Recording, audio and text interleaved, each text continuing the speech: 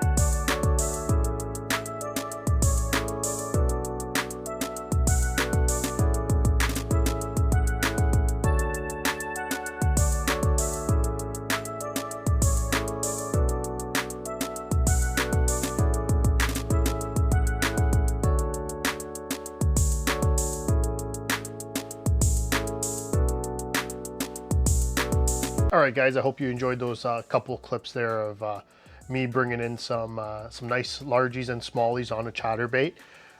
So what we'll do is we'll kind of break down the rod right now.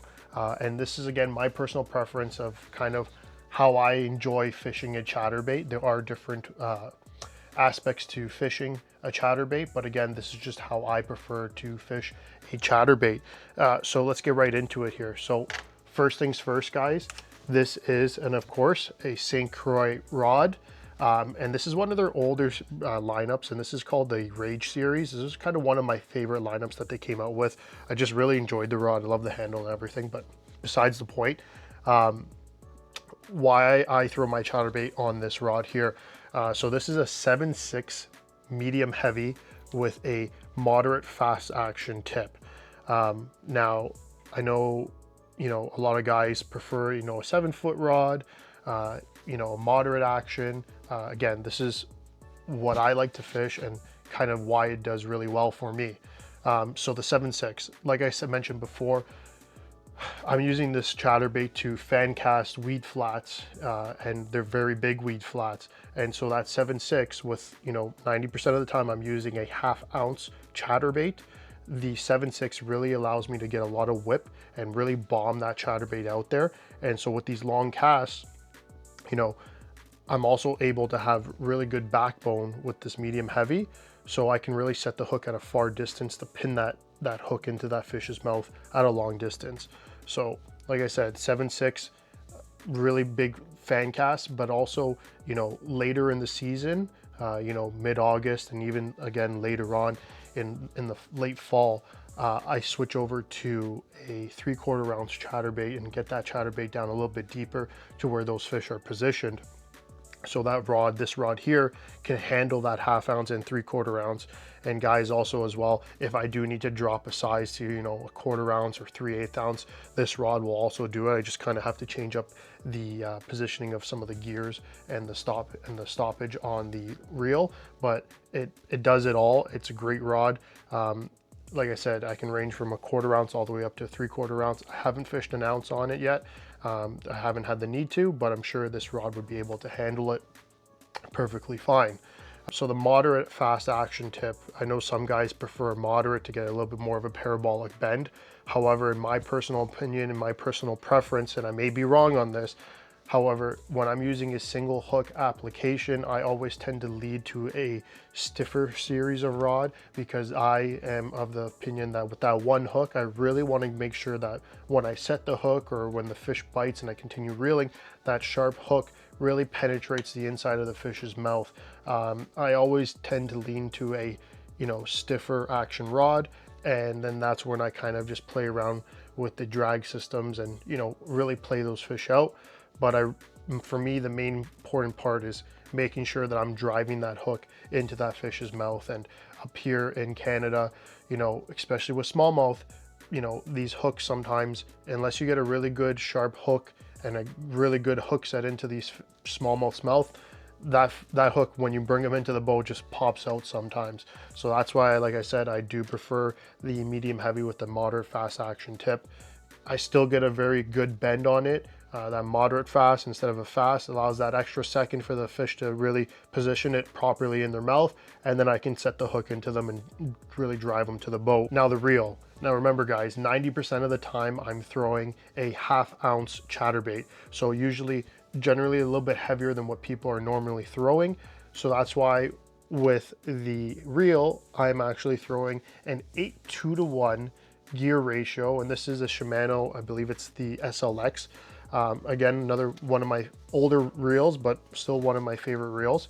8:2 to 1 gear ratio. Let's get right into that. Why do I throw an 8:2 to 1 gear ratio? Again, my personal preference, this chatterbait is being used to cover water, cover grass flats, cover rock flats.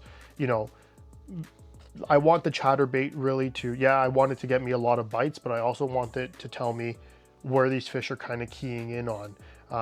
And I use the chatterbait, you know, like I said, over these grass flats. So that chatterbait's coming through the grass over top of these fish. I don't want them to really slow down and have a look at it. I just want them to see it buzz by their head, come up and swipe at it and take it down. So that 8:2 to 1 gear ratio really brings that bait back to the boat fairly quickly. The other reason I do like it is because again, personal preference, I find it easier to slow down my retrieve while still getting that blade to impart action than I do to speed up my retrieve with a slower reel and get that proper action. So, you know, with that 1/2 ounce, I'm even throwing it into, you know, 3-4 feet of water, and as soon as that chatterbait hits the water, I can still burn that 1/2 ounce chatterbait back and keep it in the strike zone over top of those weeds in that shallower water. However, I can also, in that deeper water, let's say we're fishing the outside edge of that 6-8 feet of water, I can, you know, the chatterbait hits the water, I let it sink down, and I just slow up my retrieve, and I still get the blade to thump, I still get the action on the trailer, and I'm still triggering lots of bites. Where if you're using that, you know, slower reel with that 6.5 to 1, 6.4 to 1, whatever it is, you know, you really all day are really burning back that chatterbait if you need to have a reaction bite triggered. So that's the rod, that's the reel. Let's get into the line. So main line on the spool here is Suffix 832 braid, and this 30-pound braid. Again, like I said, mentioned it before, we're throwing it over weeds, so that 30-pound braid coming over the weeds, I just find it gives me, you know, great castability, and two, that peace of mind that when they do dig down into the weeds, that braid is there to kind of help cut through the weeds. However, I do also put on a fluorocarbon leader. It's probably about 7 to 8 feet of fluorocarbon line, and that is going to be Seaguar Abrazex, and it's going to be 15-pound fluorocarbon. I really like that fluorocarbon. It's supposed to have extra abrasion resistance, and you know, up here in Ontario, as I'm sure many of people know, bass, you know, largies and smallies love chatterbaits, but so do northern pike. Even walleye, I've caught a couple, but you know, with that abrasion resistant and those pike teeth, I feel that I do have the best stability to kind of keep more chatterbaits on my line with those toothy critters being around. So that is the rod, reel, and line setup. If I missed anything, or if you have any questions or comments about my setup, put them down below, and I will definitely try to get back to everybody as soon as I can. Next, we are going to get into the actual chatterbaits themselves. I've been talking quite a bit about them, the 1/2 ounce chatterbaits. So let's go ahead and bring that up. All right, guys. So as you can see, there are very many different chatterbaits, different blades, different colors. These are all the 1/2 ounce in this box here in particular. We are going to get into that more advanced chatterbait fishing video later on in the season. That'll have myself, Carlo, and Matt on it. This video here is kind of just guide you to the beginning of your chatterbait journey, get you kind of going, and then come back later on and we'll be talking about why we're throwing a black blade, when we're throwing a silver or gold, or what colors, or where and when we think this chatterbait really exceeds. First things first, let's talk about the actual chatterbait here. So this is actually a Canadian made chatterbait. This is from, I believe he's also located in Ontario. We met him last year at CanCast, bought a couple, fell in love with them, reordered them online. These things are great. This is called the Weapons of Bass Destruction chatterbait. He has a whole bunch of different tackle on there. You guys should go on there and check him out. But definitely go ahead and give his chatterbaits a chance. If you're Canadian, buy Canadian, support Canadian. That's huge, guys. But let me tell you why I like this chatterbait. First things being, has a sharp, sturdy hook. I mean, I've talked about it already.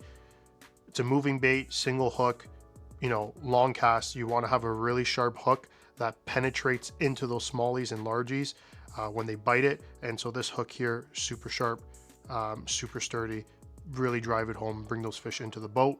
Secondly, I love the skirts that he uses. He has a wide variety of different colors. Again, we'll cover all of that in another video, but a staple that you guys can go out and buy, black and blue, green pumpkin, and even a bluegill color as well. That's one of my sneaky little favorites. I'll share that one with you guys. But these skirts last all day. I mean, I fished a couple here, you know, 2-3 trips, and they're lasting all day. The cover he has on them are very snug, so that's what I really like. And lastly, the main thing I like is it doesn't take a lot to get this chatterbait to kick into action. You know, half a crank, pulling it back, and this blade is going side to side, hammering, lots of vibration in the water, and so it's very easy to use. He has different sizes online, but again, I like the 1/2 ounce size. I just find that, you know, for the water that I'm fishing and the way that I'm fishing, this just does the most justice for myself and puts a lot of fish in the boat for me. All right, guys, and so the last part of this video, obviously, you can run a chatterbait without a trailer on it. Would I recommend that? Probably not.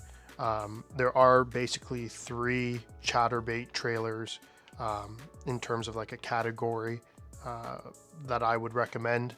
They all have, like I said, different times when you're going to throw them, when you're not going to throw them, what we're kind of looking for. That's going to be covered in another more in-depth video in itself.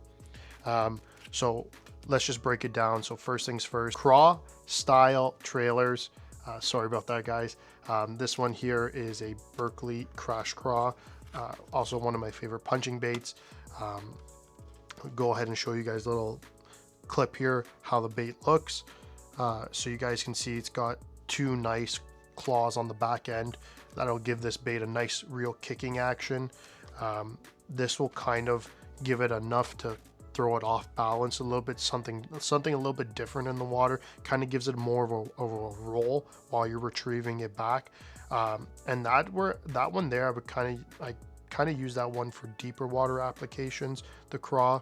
I just find that I can impart more action on it with that slower retrieve. Secondly, when I do feel the need to slow down, I switch over to an X-Zone Swammer. This is a 4-inch. It has a nice big paddle tail on the back, okay? And so what this does is that I can still keep my retrieve fast, but it creates more drag in the water, okay? So it does slow it down a little bit. That big paddle tail on the back, it's a nice big action going, and it, like I said, creates a little bit more of a drag, a little bit more of water displacement. So this is also really good for dirtier water, stained water, if you guys are fishing any of that. And lastly, probably my favorite, shout out to Tactical Bassing. I know he uses the Hog Farmer variation, but we are using the Missile Baits Spunk Shad. It's basically the exact same thing as the Hog Farmer. This one here allows the bait, has a very skin pintail, and just gives it a great presentation. That tail on the back end just goes crazy when you are retrieving it. It allows the bait, the chatterbait, to run true. I think this, you know, doesn't give it a lot of action, but it gives it the profile of that injured bait fish and that little bit of that tantalizing tail in the back. You know, if they are hunting it, I know this is a reaction style bait for myself, but if they are following it on those grass flats, especially a lot of smallmouth, that little tail, you know, twitching in the back as it's coming back, I think it just entices a lot of bites. Those are the 3 types of trailers that we prefer to use. Again, in the next video, the more advanced chatterbait fishing video, we're going to break down even further when we use the craw, when we use the spunk shad, you know, when we use the paddle tail, and the color combinations as well too. Guys, I really hope this entry level, beginner level to chatterbait fishing kind of steers people in the correct or the right direction of how they're going to get into chatterbait fishing. It's a fairly fun bite. It's probably one of the easiest bites to get used to. It's basically a chuck and wind scenario. You'll get a lot of bites on it. It's just, you know, like I said, come back for that advance, because you'll get a lot of bites, but you want to also get the right bites to get you, you know, the bigger bites that you need in case you are fishing a tournament like myself. But stay tuned, guys. Hopefully you enjoyed the video. Any questions, comments, again, it's my personal preference of what I like to use. You guys can put your preferences down below. Let's help grow the community, grow Ontario bass fishing, and let's get it to be somewhere where we want it to be. Thanks for joining in and watching the Biggins Association. Again, thanks for joining along in the journey, and hopefully we'll have some fishing vlogs coming out for you guys fairly soon.